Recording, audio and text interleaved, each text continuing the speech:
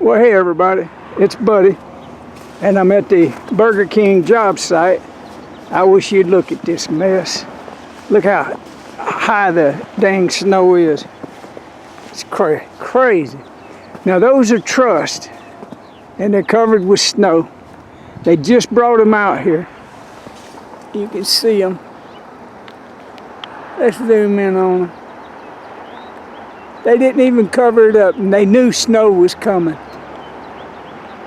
You see, when I'm talking about this Burger King being a mess, I'm here to tell you that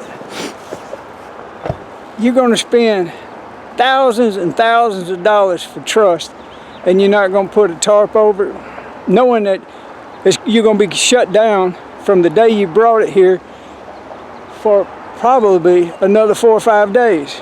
Even then the weekend will be here. That's the type of mess that we've had ever since this project started.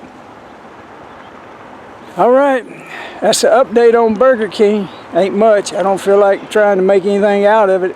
Good, bad, indifferent. You be the judge of it yourself.